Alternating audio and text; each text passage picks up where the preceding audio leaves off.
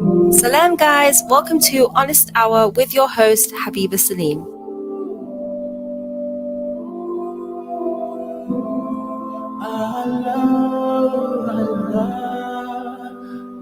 Salam guys, so this is the first ever episode of Girl Chat. So I am Habiba, your host, and I'm joined today with two very, very lovely ladies whom I have met at uni, and I'm just going to go straight into it and let them introduce themselves. So our first guest is Samira. Wa alaikum assalam. Hi, I'm Samira. Hi. Wa alaikum assalam. I'm Samira. I'm 20 years old student. Yeah, studying psychology. Fantastic. And I'm going to move on to our lovely second guest, who is Halima. Assalamu alaikum. So I'm Halima. I'm also 20 and I am a final year law student in London. Fantastic. And guys, we are very, very excited. This is going to probably be the first official episode, because actually while you're listening to this, this is pre-recorded. So we are all just joined here today, chilling, very, very casual. And that's kind of the aesthetic of this talk show, is to kind of create a very, very chilled, natural environment where we kind of talk about different discussions every week.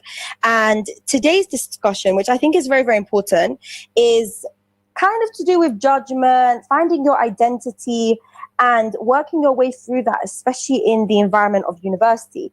Now, we're all currently in our final year, some are even doing an extra year, but we've definitely experienced uni to a very, very big degree. And we have many, many different varied experiences, different realizations, and we want to share them with you because we feel like not only will they be beneficial for everybody, but wherever you are in your journey, hopefully this can act as a means to make you feel like there's someone or some people out there that you can relate to. And I want to first begin by reading a beautiful quote, or an idea or a theme, let's call it, by Samira.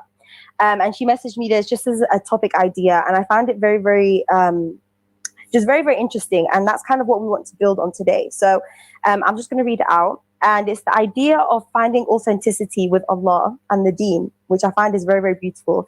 And she goes on to mention how a lot of the time, let me find it. Yeah. A lot of people feel like they have to completely change when they start practicing the Deen, or are put off by the idea of practicing the Deen because they think they will lose themselves in the process. Now, Samira, I'm gonna kind of put you on blast here and kind of ask you, like, what was your inspiration of thinking of this topic, and what do you kind of interpret or understand by this topic yourself? I guess my inspiration was the fact that I felt it within myself when I started to practice properly. I really don't like using the word practicing, but let's say in terms of practice properly, just because I felt like, so let's say this thing of finding yourself, usually when you start uni, you're either going to a completely new setting, you're exposed to something completely different. And for me, when I was growing up, I was very much amongst the same community. Everything was a very tight-knit community. Yeah. So when I was exposed to uni, it was very a culture shock, I guess. Even though I'm from London, but it was still it was two different things. So when I started, uni, you're a bit older, that's when you become more curious and you have the ability to go and look for knowledge yourself and understand things yourself. And then, just myself and finding myself or understanding things more. I felt like not lost my personality, because I still have it, but I didn't feel like my personality was what's it called? I watered it down a bit. I need to have the concept of haya, I need to be this quiet, timid girl, and I can't be too outspoken or can't be too loud, which is in my nature to be loud. And I didn't feel like I was being my authentic self. And then it made me think, okay, but Allah has given you these personality traits. Allah has given you these personality traits, use them for good. But just because they're conceived, or like the perspective of them, like being outspoken is like could be seen as like a bad trait to have, but like I can be outspoken for like good things. Like I could be outspoken for things such as charity, you know what I mean? There's always a good in something that may be seen as bad to begin with. So it made me think of it myself, especially like when I was in first year, and I was just like you compare, like no matter what you want to do, you have to compare yourself, like not have to. Hallie was currently nodding as we speak, just because it's all audio. Yeah, you just end up comparing yourself, and you always think, oh, this person is better than me, or like look what they're doing, and so you're competing with people that you don't genuinely like know anything about them. There's only so much you know about someone, and then it's like it's just about what's it called, when you're on this journey of finding yourself, or like trying to find your true self, and this whole thing about finding yourself, at the end of the day, like you should be trying to find yourself in order to better yourself, in order for Allah. So Allah should be at the forefront of you trying to find yourself, or like the things you discover about yourself should be like things to do with Allah, making, like, if that makes sense. Yeah, that makes so much sense. So I guess the topic came from me because I had experienced it. I felt like I did, like I just, it's not, I wasn't myself. I was just a version of myself which I didn't know. It was very like, it was like an out of body experience, I would say. Like I was experiencing things, and I was still myself in certain things. I still keep the same opinions and stuff, but maybe in certain situations where before I would have had like the more confidence to like speak about my opinion about a certain thing, I just decided to like maybe I shouldn't, because like, oh, I can't be like outspoken, as I said, for example. So yeah. No, that's really, really interesting. And I think I was seeing Halima kind of nodding her head as we were talking. And Hallie, like, what do you have to add to that, or what are your thoughts on that? So Samira, like everything that you said, as I have said, I was nodding my head, because I do feel I see a lot of parallels between what you said and my experiences as well. So growing up, I grew up in a very non-Muslim environment. Like I was the only Muslim in sort of my friendship group, in my area, in my college. And that made me, although I was different to everybody around me, it made me sort of quite sure about my faith. Like I, alhamdulillah, like obviously I had struggles, but things were very clear to me. And then when I came to uni, it was a complete culture shock. Like I was very, very grateful for all the Muslims around me, but I felt this pressure to sort of fit into a box. Yeah. And you know them like coming of age teen movies when they're like joining the school and they're walking through like that main corridor, and there's like the jocks, there's the cheerleaders, there's the, I don't know, like science club, like, you know, all those different groups. I sort of felt like that, like when I came to uni, and it's like, I don't know, I felt I had to fit into one of those boxes, like whether it be this society, that society, this group, that group. And I'm not going to lie, the whole of my first year was very much navigating through that situation and, you know, thinking to myself, which one do I fit into? And that meant that, you know, sometimes I went to a certain event, didn't feel very comfortable. I chilled with certain people, I didn't feel very comfortable. And that pressure on myself. Whereas I think at the end of my first year, sort of coming into beginning of my second year, that's when I realized that I don't need to fit into a box. Like I can be myself. And like Samira was saying, like sometimes you water down a lot of things. Like my personality, I'm very chatty, I'm very sociable. I'm, you know, the way that I dress, perhaps, like it's very different to certain groups, certain groups of people. Yeah. So I felt more comfortable being myself and accepting that, okay, I don't have to fit into this box or that box. And it's very cliche, because it's like this whole coming of age movie when at the end the main character realizes she doesn't have to fit in, she can be herself. But I do feel like sometimes with uni you do, and not just uni but any new situation, whether it's the workplace, whether it's like a new school, new environment in general, you do come to those realizations that actually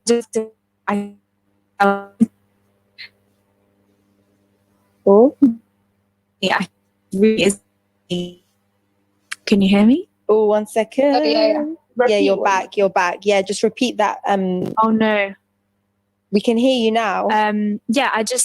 Okay, that's calm. My internet's just not wanting to. Yeah. I feel like, and that's not, I think what I had like, not tried to come to terms with, but I didn't realize that like a lot of people around me were going through the same thing. And I didn't even realize that, because there's this pressure. And like now we're in our final year, and, you know, we've been at uni for quite, look around, everyone's like, yeah, I went through that. Like, oh, no way. Like what? Like, I didn't realize that at the time. So yeah, I just feel it's a normal process that we do go through, and it's necessary to kind of, again, very cliche, but find yourself. No, so true. And 100% kind of jumping on that and my experience. I feel like we're kind of going around in a circle, breaking down our own experiences. I can completely relate to and empathize with what both of you are saying. And I think Halima was very, very, I didn't even think about this until now, actually, the idea that everyone kind of goes through this silently, and it's everyone's silent struggle almost, or this thing that is very uncomfortable at times or a bit awkward, but we never discuss it between us because we think, oh my gosh, I'm the only one. Like, what's wrong with me? Why can't I fit into this group? Or why can't I fit in with these people? There must be something wrong with me. And I think definitely when you go to university, you're forced to bracket yourself, literally, like, societies are made for that reason, in that you identify with a society, and it's almost like that's okay, like that's this team, that's that group, that, and it's very, you know, cut up, divided into different segments. And I definitely experienced this with my Arab SOC, my MENA SOC, and then my ISOC. And at times I'd be like, oh my gosh, like they're so completely different, you know.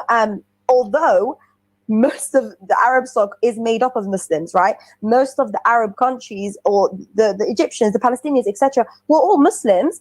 However, it was so interesting to see the difference in atmosphere, in environment, in the vibe, and what was accepted, for example, in the MENA society, you know, and what wasn't accepted at ISOC, or what kind of person or skin, like Samira was saying, would come out in me. So would I be more reserved when I'd go to ISOC, or would I be more, you know, willing to do like have more of a thing to say when I was in my MENA society? And I think it's very, very hard. And definitely, like Halima was saying, in my first year, it's not only having that shock of, hang on a second, the idea of a Muslim that I had in my mind is completely and utterly just not even, I don't want to say non-existent, because you should always have a set of values and expectations, and there's nothing wrong with that.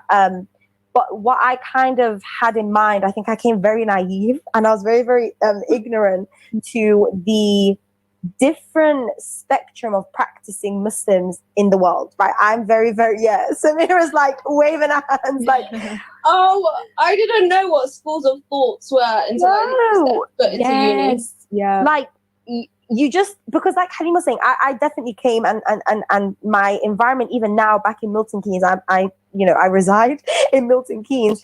My identity is Habiba as a Muslim, but because I'm the only Muslim in my circle, in school, wherever, I was my own set of standard. There was no one to kind of tell me what you're doing is wrong, because everyone looked at me and they said, she's a Muslim, so everything she's doing must be right. And I think I fell into that. I definitely fell into the idea of, okay, what I'm doing is the way, that is right. Like, it just has to be that way, point blank, period. But then you come to university and you see, whoa, like, this Muslim practice is this way, or this person has this view, or this person has this understanding. And then it really shook me. I had this existential crisis of, what does it mean to be a Muslim? What has everything I've known been wrong? Like, am I wrong? Am I, you know, completely, have I missed something here? And I think that is definitely part of the fear when you enter a new realm of Muslims in a new environment, let alone university, let alone societies. And ISOCs are very, very varied. And sorry, if people don't know what ISOCs is, it just stands for Islamic societies. So that's what ISOCs basically are. And they're societies that essentially all Muslims, and sometimes non-Muslims, will go. There'll be talks. They'll probably lead the Jum'ah prayers on Fridays. That's kind of the vibe of those societies. And I definitely think when you, like Samira was saying, you engage, right, or you're in this environment, you feel like you have to perform or become a certain thing, a certain image. But as we've all realized, actually, that's not the case. And the fact that everyone is probably doing the same thing as you, everyone is probably trying to put on this facade, everyone is trying to look a certain way, means nothing in the eyes of Allah, because ultimately Allah knows what's in our hearts, you know. And Halima's like, Halima's backing that point. But yeah, like, what do you think to that? I think, wait, Samira, sorry, did you want to add to that, or are you? You can go and then I'll go. Okay, cool. Okay, cool. Basically, so obviously relating to, again, what Habiba was saying, like the principles of ISOC, to, educate, to, it's like a nice place to go. You can, meet people like yourself. And I've met some amazing people through ISOC. Like, yeah, me too. But sometimes, like, yeah, Samira, wait, how did we actually meet? We met through, we met at Jummah. We met in the prayer room. Oh, right, okay. Yeah, I met Samira as well through Halima, so technically we're all linked by ISOC. Yeah, there we go. ISOC united us. But yeah, I think what it is, and it's taken me like a little, not a while, but I had to go through some experiences to be able to fully understand this. And it's the fact that you have to be open-minded. Like, coming to university, coming to a new place, you have to be open-minded. You can't just be like, this is my way and this is it. And this relates to the whole thing we were talking about, people's different ways of practicing, different schools of thoughts, and forget, okay, not even on just on the Islamic side, but in general, like, you have to be open to different opinions. However, I do also feel you have to be sort of rooted in your principles, or else it can be dangerous where you're too easily influenced. And I feel like at the age of 18, honestly, I know I'm only 20, but it feels like ages ago. I know. I was baby. Word, honestly, it feels like ages ago. But yeah, I feel that we're at that age where we're very easily influenced, and different things influence us very easily. So it's just striking that balance. And it has taken time, because now I feel like I've reached a point where I'm a bit more rooted in who I am and my beliefs. But it's that, like I've said it about 2 times now, but striking a balance between being open-minded and being able to accept different opinions, different thoughts, different beliefs, but also being rooted in what you believe in, what I believe in, and what I believe to be right, and not feeling any less because someone's told me, oh, like, how you're dressing isn't appropriate, or, oh, your hijab isn't, on right, or, oh, if you come to the prayer room, you have to be in full abaya, like, you have to be dressed a certain way. And I think that's, although it might not have been explicitly said to me, that's sort of what I thought, it's black and white, it's one or the other. And that's not necessarily the case. It's about striking that balance. But yeah, I think it just reminded me of that when you were talking about the whole. No, for sure. And Samira, what do you have to say to that? I think the thing that we don't, obviously, a lot of things you're not going to realize while you're living in it, because you only realize things upon reflection. That's the only way you're going to come to certain conclusions. And that's why it's so important to reflect. Like, I highly recommend everyone write a journal, get a journal. You don't need to reflect daily, but just, you need to have some sort of reflection. That's Salah itself is a form of reflection. Well, at least to me it is. But I think the one thing that we don't realize is the fact that everyone you meet, even whether it is within ISOC or Muslims or not even Muslims, just in general, like other people, other friends, everyone's at a different stage in their life. And I think we forget that completely. Like, this whole journey of finding yourself, when you think that you've reached like the epitome of who you think you want to be and stuff like that, life is going to test you. That's why we're in this dunya. Like, you're going to be thrown with different things, and then you're going to re-find yourself. This is a journey.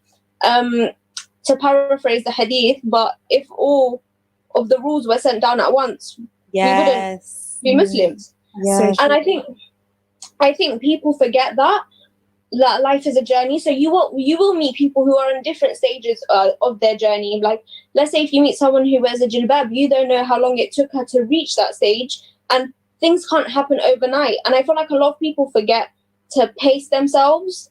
And even me, I think I've been one to make the mistake of, oh, I need to make sure I'm this, and this, and give myself this checklist. And like you said, like, fit into this box and stuff. Oh, I need to make sure that I learn all the Quran by the end of this year, or which are amazing things to learn. And of course, like, push yourself to know more and learn more, but pace yourself so you're not only learning it just to know it, but learn it so that it's in your heart, so that you are connected to it and have emotion to it. And like, we're going to constantly compare ourselves, but people are different. Even in ISOC, even someone who you believe to be, oh my God, like look at them, the quote unquote perfect Muslim, you don't know how someone is behind closed doors. Yeah. And of course, you should only see the good in someone and stuff like that. I'm not saying people are bad behind closed doors, but you need to, I feel like a lot of things that we do, especially at such the young age, we self-criticize a lot and we don't give ourselves enough credit. And we shouldn't always praise so we don't get arrogant. But if there are certain things you've done, like just the small things such as, oh, I prayed all my 5 salahs today on time. Alhamdulillah. Do you know what I mean? Yeah. Something which is fardan should be done anyways, but for someone that could be the first time they've done it in years. Like you should be like, okay, alhamdulillah. So if I've done it once, I can do it again. Some days you will slip and fall. Things are going to fluctuate. But eventually you will get into the habit of it. And I feel like when you are like in a thing such as ISOC and something like that, sometimes you get blinded by everything you see, and like you get blinded by, oh, I need to become this perfect Muslim, like these people are the same age as me, but look at them, look, they're Hafiz and stuff like that. But who's to say that you won't become that eventually one day? And a lot, like at the end of the day, the truth is you're going to leave this dunya alone, not with your mom, not with your dad. So you need to focus on what's good for you.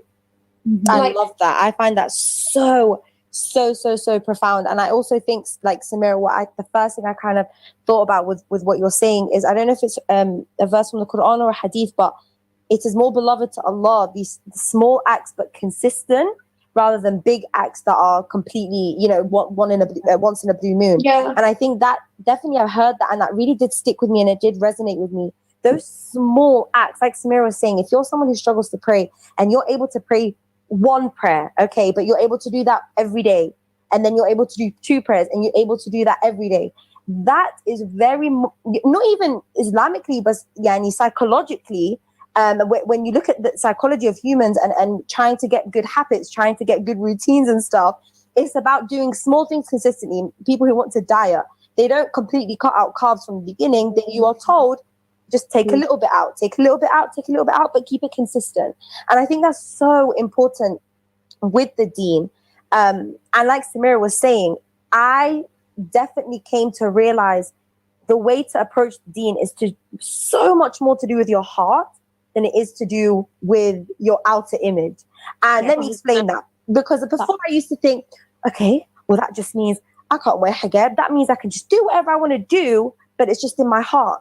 But actually, you'll come to learn that when your heart is solid on Allah and only wants to please Allah and is focused on Allah and yearns for Allah, that will manifest itself in the limbs. And I think this is even a hadith, that this heart being rectified manifests itself in the limbs in terms of actions, in your deeds, in your mannerisms, in the way you think. It all is part of a cycle. And so they're not 2 separate things completely, but they're actually part of the entire process of practicing the deen. And I think that's what we need to first and foremost begin by tackling and addressing when we want to learn the deen, is that you don't need to look and be anything. Come as you are, and the fact that you're here, the fact that you are at ISOC, or the fact that you even show interest in the deen is so beautiful in and of itself, that you've gotten to this point. And that's such an achievement anyway, that we should think about, working towards growing that thing that wants to be close to Allah, that yearning inside of us. And then that will manifest itself in the actions, in your everything. But I think often what happens is we do it the other way around, right? We say, I want to start practicing deen, khalas, completely where's the abaya? Drop my, like Samira said, drop my identity, drop everything, drop the way I used to, if you were a funny person, I can't crack bants anymore, I can't crack jokes. Like, we do the opposite, right? Because as humans, that's the easiest thing. The tangible things are the easiest things to work on. The things that you can hold, touch, and feel are the easiest things. Bro, the hardest thing to do is to work on the heart, because that thing is hard.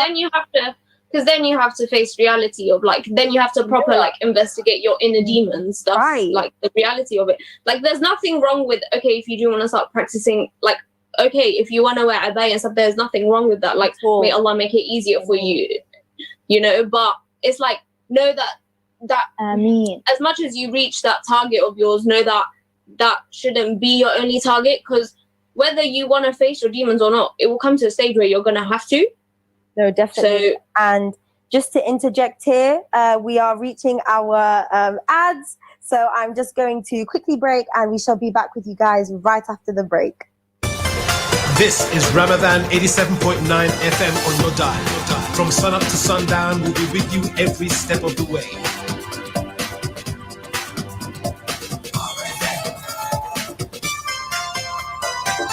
Where there is extreme poverty, there are always orphaned and abandoned children. Every 2.2 seconds, a child loses a parent somewhere in the world. There are over 200 million orphaned children worldwide. Muslim Global Relief provides education to help orphan children develop the skills they need, making positive changes in their life and breaking them free from poverty. Awarded the UK's Best Muslim Charity of the Year. Make a 100% zakat donation. Visit muslimglobalrelief.org. Families Relief are working on a special Ramadan program that needs your help and support. Whether you would like to donate zakat, sadaqah, fidya or fitrana, your Ramadan donations will help us distribute food and clean water to impoverished families in needy countries like Pakistan, Yemen, Syria, Palestine and Africa. Help us to help them survive this Ramadan. Donate now on 0114 365 4454 or go online to familiesrelief.org.uk. Together we can save lives. Allah has bestowed us with another Ramadan. Its days are the perfect time to help the suffering Ummah with our supplications and our charitable giving. Make the difference with UK charity Ummah Welfare Trust by supporting its emergency, development and Ramadan programs. We are part of the Ummah, and the Ummah is a part of us. So be generous and donate for our brothers and sisters this Ramadan. Ramadan Mubarak from Caprino's Pizza. After a long day of fasting, order our delicious pizzas, sides, cookies and much more to break your fast. During this Ramadan, we are offering 15% off if you order online, as well as free delivery, plus special offers if you collect. You can order from Just Eat, Deliveroo, Uber Eats and our website, caprinospizza.co.uk. For more details, contact 01908 675 947 or visit North 10th Street, Lloyd's Court, Milton Keynes City Centre, MK9 3EL. Do you know your Prophet? Would you recognize him in your dream? If the answer is no, listen to my show. Join me, Mr. Suleiman, every Thursday, 6 till 6:30 p.m. on Ramadan FM. Have you ever thought about how Muslims from other parts of the world practice their faith? How their experience of being a Muslim might be similar or different than yours? If so, join me every Thursday during Ramadan from 3 to 4 p.m. for my show, Muslim Stories from Around the World, where I sit down with a Muslim from a different part of the world in each episode and just talk to them about their life and their experience. That's Muslim Stories from Around the World, every Thursday from 3 to 4 p.m. with your host, Harun. For a list of all our sponsors, please visit ramadanfm.com. Ramadan, 87.9 FM. Salam guys, welcome to Honest Hour with your host Habiba Selim.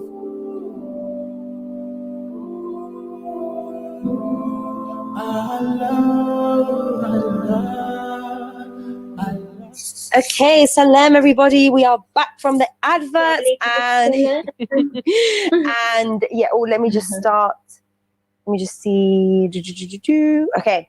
So we were kind of rudely what was the word? Rudely abrupted? What was it?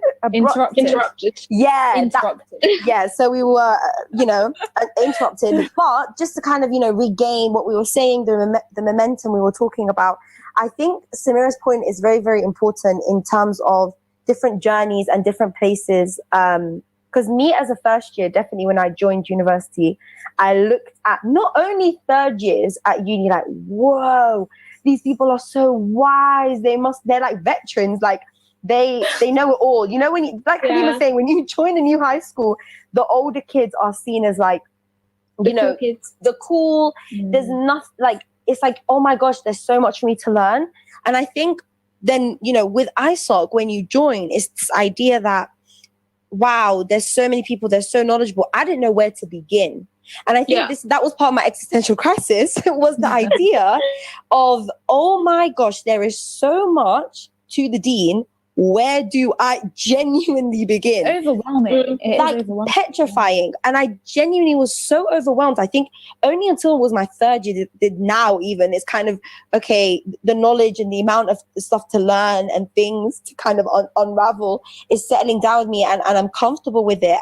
But in my first and second year, there was just so much about the pursuit and seeking of knowledge that made me think, this is where I fell into this existential crisis of, has everything I've known up until this point been a lie, or has it been fake, or have I just been, just and big chunk of it was the fact that a lot of things I did and understood and believed was mainly to do with my parents, right? That's how a lot of us and probably people listening can relate, that the things we know and the things we believe to be true are often from what our parents have told us are true, or what are right and what are wrong. And then I think when you come into this phase of university, you become your own person. You become this individual that is now, a human being who is in charge of their lives. And I think that's very overwhelming to kind of sit with anyway, to think that, wow, my life is actually on me now, and I'm actually responsible. And I'm actually not only responsible for living out and doing all that, but I'm responsible for seeking knowledge and understanding, because I'm now going to raise children with this knowledge, Yeah, but also on that... Not anytime soon. But I need to know this knowledge to teach this knowledge. Inshallah, one day. One day, inshallah. But also on that point, I remember going to a talk, right? And I think it was like I think it's about death, or like the questions you get in the grave and stuff. And this stuck out to me so much. Like anytime I would do something, it made me question myself of, like, again, paraphrasing, of following blindly. And like you said, like, oh, most of our knowledge we get from our parents, and then hearing other people's things, other people's view on the religion, or the way they do certain things, you're just thinking, so am I following my parents blindly? And it actually makes you question yourself so much, to the point where I think, like, sometimes I generally think, like, a'udhu billahi minash shaitanir rajim, like, shaitan is whispering in my ear, because it's like, oh, I don't know what's right, what's not right. Oh my God, you get so overwhelmed. For sure. And it's like, oh my gosh, like there's so much, like just don't even try. Yeah, because like there was like big fear embedded in me of, oh my God, I don't want to be following blindly. And like, again, problem, I will say problem. I think my biggest problem with how the religion is taught is it's taught a lot based on fear. And from a psychological point of view, as a psychology student, I know teaching things on fear there's no way someone is going to learn something. Also, if you're not in love with something, when you're in love with something, like, for example, a TV show or a movie, when you're in love with it or you're invested in it, that's why you're going to constantly go back to it and find out, oh, what happens this episode? And oh, when you fall in love with a character and you become invested, there's so much you want to learn about it. When you fear something, that's why a lot of people don't face their fears. You run in the opposite direction. You literally run in the other way, If I fear something, then I'm not just going to go investigate why do I fear it. Of course, I believe there should be a balance. Like, you should fear, like, don't think, oh, if I love it, then I can do whatever. No, there are guidelines. But I feel like a lot of things are taught with fear as an undertone. And, like, that's so hard if someone wants to, like, seek, like, knowledge, because you're just, like, so overwhelmed, you're just petrified. You're just genuinely petrified.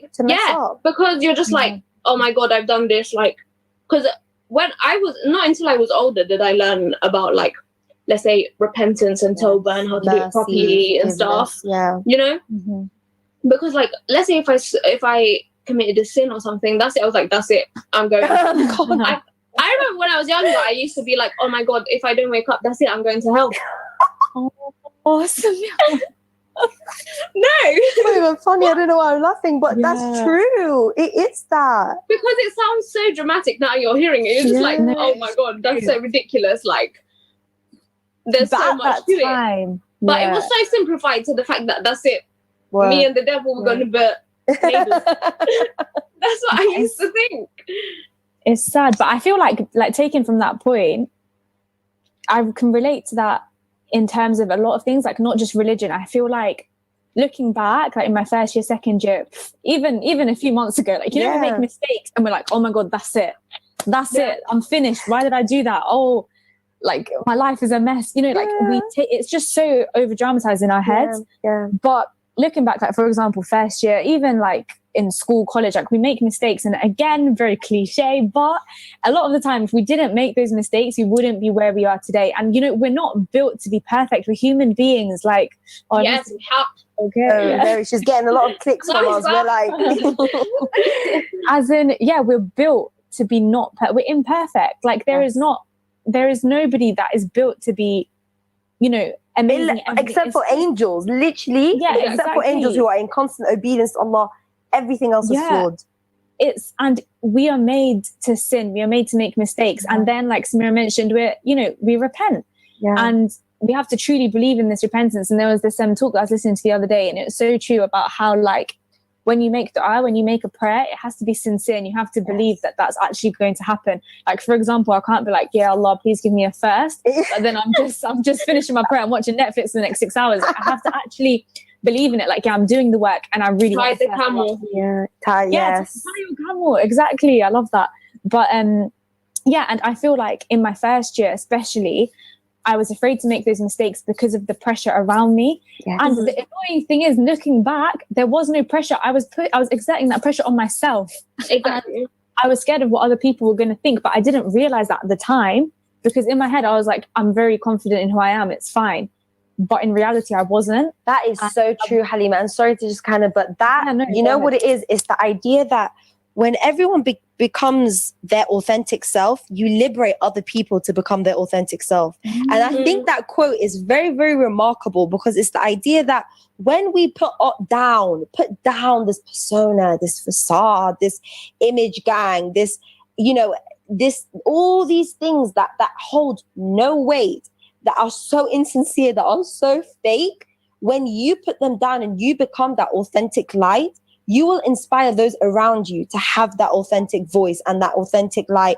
And that's kind of what we hope to do in this kind of discussion, is through our experiences, take down these ideas that the deen has to be this or that, or practicing has to be this or that. It's the idea that, you know what, when your experiences and they are so valid, your mistakes, like Halima was saying, are so valid, because what they do, they not only make you a relatable, humble individual, but if understood correctly and you understand the meanings of tawbah and the meaning of repentance and all of those things, you understand that these are mercies from Allah, that these are a form of mercy to make us run to Allah and draw closer to Allah, not a means to run in the other direction and be scared of Him. Because, you know, in the grand scheme of things, if you think about Allah as loving you more than your mother, which, you know, we know that His love and His mercy is infinite, you will not only want to not mess up because you don't want to let that love or that thing that you love down, but when you do mess up, who do you run to when you do mess up? You know, you run to your friends, your mom, because these are people you love, and these are people you trust, and these are people you know have your back and understand you. So who are we to say, I can't do that to Allah, when He has told you, I have more love for you and I have more mercy for you than all these people combined. All these people, if they came together, their love would not be sufficient for you like my love for you. And so I think not only, we're not in, you know, and I don't ever want to think or come across that we are, you know, like, oh, you know, sin and do your mistakes. Again, like, I remember I used to think, like, when I'd hear people say this, I'd be like, oh, that's just like an excuse for them to do whatever. But actually, no, if you really can't judge me. Only Allah judges me. But actually, you know, when I found myself closest to Allah, I found myself closest in obedience. And that's what I'm saying, is that when your love is there, and this is what we should focus on, like Samira is saying, we begin that foundation with love and genuine love in terms, and that comes through so many means and avenues. Gratitude for me works the best. When I sit there and I think, there is so much to be grateful for. The fact that I can blink right now, the fact that I can breathe right now is so, I'm not entitled to these things. These things are not given, right? These things are a gift from Allah. And when you really sit with that, and you'll see more and more, you'll see more and more and more of these blessings, it will make you love Allah more. And then it will make you want to do things for the sake of Allah and not for the sake of people. And that's what I think the general theme here is that don't ever practice or change yourself for the pleasing of people. Because I don't know, again, this is if it's hadith or I don't, but it's a very, very famous quote. And it's like, when you chase Allah, the creation will chase after you. When you chase after the creation will run away from you. So seek everything in the thing that is infinite, right? And then the thing that is the most strong and the thing that is everlasting, and watch how that changes your life and transforms your life. And like Halima was saying, these overthinking processes will become much more easy because it's like, Allah knows what's in my heart. Allah knows that what is in what I'm feeling, and wallahi, that's sufficient. That is sufficient. And you don't need to prove yourself to anybody. You don't need to prove yourself to anyone. So long as you and Allah are good, and that's kind of what I live by, you're good. You're good to go. It's so true. But like, bouncing off that point as well, Habs, like you were saying about the whole, like, we're here to serve Allah, we're here to please Allah, like that's it. And sometimes I feel like people can take that a bit like, okay, but then what? Like I'm at uni and then what? Like I'm praying and then what? How do I serve and Allah? Like I was going back to what I was saying at the beginning. Yeah, like back to what I was saying at the beginning, like we try and fit into a box or try and do this and try and do that. But honestly, speaking from experience, when you are your true authentic self, your people will come to you. Like it's mad. Like I truly believe in miracles, yeah.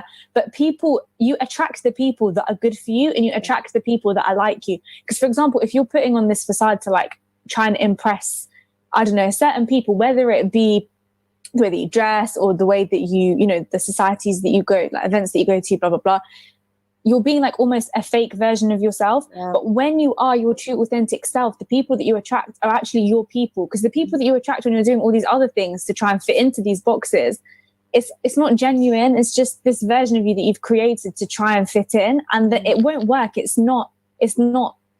Genuine. Yeah, it's not sustainable. But I truly do believe that it's sustainable. Yeah, you can't keep the act up forever. Like what's going to happen in the end? It's gonna catch you out. But yeah, definitely. And I do feel like, because of course, like, okay, we're talking about uni here in a scary perspective, but it is the best. I loved my first year. Was sick. I met amazing people, like people that are still so close to me, a couple of years on, and it's been amazing. And the way that I was able to, meet those people is by being myself and, not trying to force it, essentially. And I think that is really important. And in all walks of life, like any new place that you go, naturally you might, sort of put on a bit of the act, because we all do, we're human, like you kind of adapt to the situation. But with your natural self, you will attract those that are good for you and those that are, your people. Very, very true. Yeah, like 100% I agree in the fact of uni is, I think, like one of the best experiences that I've had.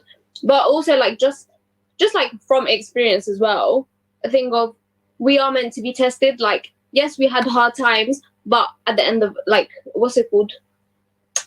Oh, I forgot the quote. But at the end of all the hard times, there's like a rainbow. Yeah. There's a light. there is going to be like good. Yeah. You know what I mean? And also from like what you guys were saying, just even from experience, how I live my life is, from the test that I've been given, is just, I think I've even mentioned this to you guys before, of like, Allah has chosen me, like out of all of the Muslims in the world.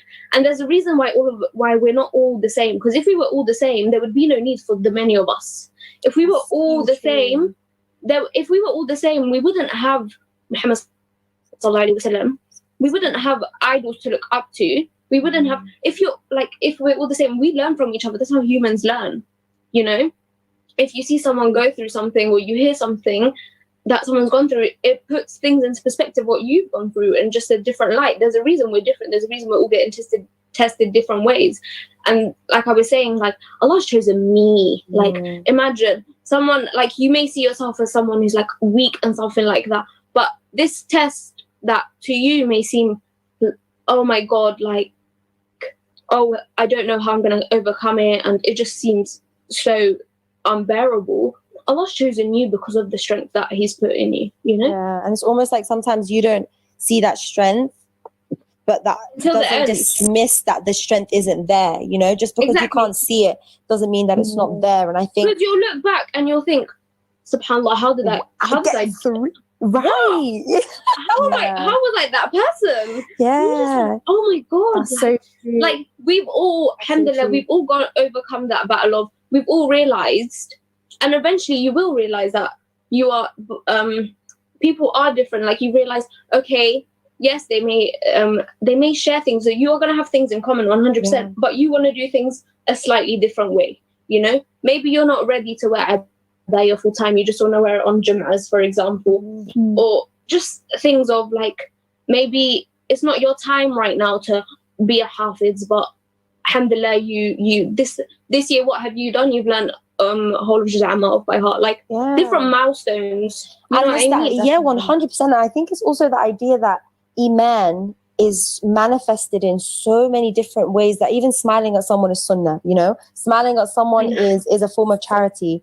So when you think of, and this is the beauty of our deen, is that, and how it was able to spread and how it was able to touch so many people from all over, like Samira saying, different areas of the world, from China to Norway. I don't even know if there's Muslims in Norway, but the whole globe. It really, and how was that done? Because of our beautiful Prophet ﷺ. And you look at his mannerism, you look at his emotional intellect and how he dealt with individuals, that he didn't, you know, if he knows a specific tribe or a specific area that he's going to say dawah is, you know, not the most pious or don't even believe in a God, he's not, and he didn't begin by saying haram and halal. You look at the first juz am, so it's the 30th, but these were the earliest surahs to be revealed in the Quran. Yeah, you look at them, and I'm doing this currently in my learning, and I'm so in shock. The fact that there's practically no fiqh in there, no fiqh meaning Islamic law, no rules, no commands. And essentially what it is about the heavens and the earth, the creation of man, the stars, and all of this stuff is to do with the idea of making our heart one and making Allah one in our hearts. And that's, you know, not to plug my, the Yasmin Mujahid book, but that's essentially what she does talk about in her book, is the idea of basically leaving these misconceptions and putting all these things to rest, and just accepting what your life is and where you are in your life, and knowing that so long as I keep Allah in my view and I speak to Allah, and I think dua is so important. I never used to think or understand the power of dua, but just speaking to Allah like he's genuinely your best friend, and you don't even need to speak in a specific language, in a specific anything. Genuinely speak to Allah like you would speak to your friend. I literally sometimes say, hey Allah, and you know, watch how it changes your life. Genuinely watch. Like if I'm walking home, sometimes I just go, hey Allah, like I need to let it out. Yeah, and watch how it changes your life, because we have to get rid of the stigma that Allah is this police force that we need to fear, and we are not worthy of him, and we are not worthy of his love. The fact that you are on this earth breathing and you've woken up today, you are worthy of Allah's love, and you are worthy to be on this earth. And I think just learning that and embodying that and practicing that will change your life in very significant ways. And also a point like that links to yours, because I remember going to, I think it was a Yasmin Mujahid talk as well. She had mentioned of like I said, like you said, Allah should always be forthcoming, like the first thing, because you should be like careful of what are your intentions for doing this. You don't want to do this for the people, because people are fading. One day you'll, honestly, especially this year, I think a lot of us have realized, one day you'll wake up and subhanAllah, you're just here in Inna Raji'un, you know, and you'll be so shocked. Yeah. And that person that you were trying to maybe trying to impress, gone. Could be here today, gone tomorrow. Exactly. And you need to be careful on like the never putting someone in the place of Allah, where Allah should be in your heart. Exactly. You should, because people, you don't know people, you will never know someone truly. As much as you think you know everything about someone, I swear to you, you will never know someone truly. Everyone has a secret. Even if you think, my twin, me and my you know, everyone has a secret. No matter, like, the only person who truly knows you and truly knows everything is Allah subhanahu wa ta'ala. And also, I just wanted to say, you were saying before how, like, when you first like getting into wanting to, like, knowledge is like, mashallah, there's so much knowledge. And it's like, where did I begin? One thing that I like would recommend, and that I think that also helped with terms of like finding myself and identity and stuff like that, is I did this thing when I wanted to start knowledge. I did something called like focus reading, where I picked something that I wanted to know about, and I picked something that I had, like, quote unquote, a problem with, which I didn't. And for me, like, I used to find it very difficult to connect to like lectures and stuff like that, because a lot of them wouldn't speak about the females within Islam. Specific things, as a female myself, I was like, of course I should look at Muhammad sallallahu alaihi wasallam as a role model and stuff like that, but it's easier to relate to someone who you see certain like attributes in yourself, like we're both female, like, and just so I started doing that. And then from doing that, you just learn so much. Like I said, pace yourself, because there's no way you're gonna wake up the next day and, oh my god, quote unquote perfect Muslim. There's no such thing. For sure. The only person who was a perfect Muslim was Muhammad sallallahu alaihi wasallam. 100%. And as much as we should try reach the same level and try our hardest, and may Allah make it easier for us to even become as close. But you can't. And the definition, and your definition of perfection and perfect Muslim will change throughout your life, because your situations will change throughout your life. Like, you're not going to stay in uni forever. Unfortunately, adulting is a thing. No, very, very true. And I honestly wish that we could continue this conversation. And we probably could go on for hours and hours and hours, you know, and this is why I love this idea of this talk show is because these topics are so important and they do need discussing. And I just have to, unfortunately, wrap up here today's show. I'm so happy with our beautiful guest, and I want to thank you both very much for your time and your efforts and your insights. And yeah, we hope that, you know, throughout any of this entire episode, someone, at least one person, could relate to what we're talking about. And if that did help, then we've achieved our job. So I look forward to seeing you guys next week, inshallah. And we are sending our salams. Salam alaikum. Salam alaikum. In a hadith narrated by Anas bin Malik, the Prophet Muhammad sallallahu alaihi wasallam said, "Facilitate things to people concerning religious matters, and do not make it hard for them, and give them good tidings, and do not make them run away from Islam." Sahih al-Bukhari. Al-Muhaymin, the ever-watchful. He is the one who watches over his creatures and is fully aware of all their actions, sustenance, and the terms he has fixed for them in this life. He knows all their affairs, has power over all of them, has a record of everyone's deeds, and is aware of them and encompasses them from all sides. It's easy to be there when things are all well and good. It's hard to love when things are up, but I know that's when you need me most. I'll be the shelter in the rain, in the storm. I'll be the lifeline, be a glimmer of hope. Just be the rope you need to help you to shore. Oh, there's just something I need you.